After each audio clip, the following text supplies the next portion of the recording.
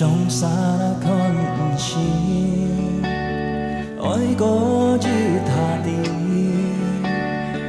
ba chết cả thiếu hẹn cả bạc liên chung nhau ký tết cho cái nhìn sang và leo ship dùng văn tu oi liền chi hết chết cảm nhau cho đều buồn nhìn sao sao mơ cho phải tùy nhìn nhìn sẽ sáng hẳn một cái ký tổ mai tô thăng thô cao cha cao chỉ cả ôi trò thiên đồng quy ra in đủ ôi đẹp có số chỉ chín chín ôi trò nhìn sen hàng người ôi cầu to sĩ phụ lại quy nhị trò khói và bình bình ôi trò thiên đồng quy ra in đủ giàu đẹp có số chỉ chín chín ôi trò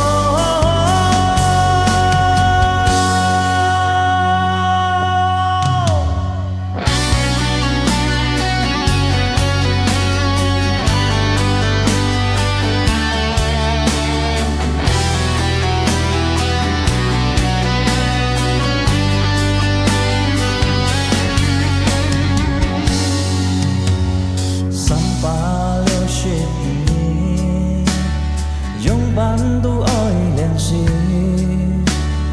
hết chỉ cảm nhau cho đều buồn nhìn sao trong mơ cho vai tùy nhìn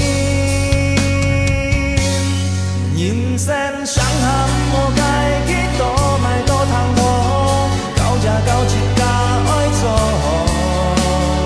thiên không mới ra nhìn tu ôi đẹp to số chỉ chín chín ôi trò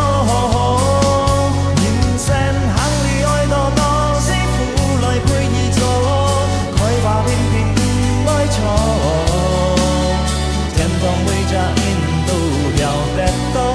so với chín chín ôi cho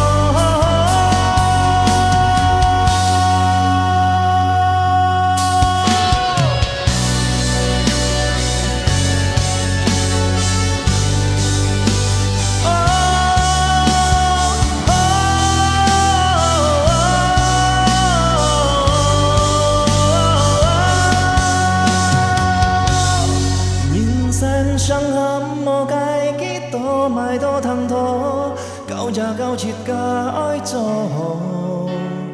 thiên thông quy cha in tu ôi tết to số chỉ chín chín ôi trò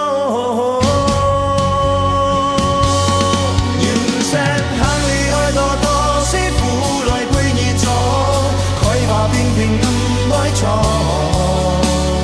thiên thông quy cha in tu giàu tết to số chỉ chín chín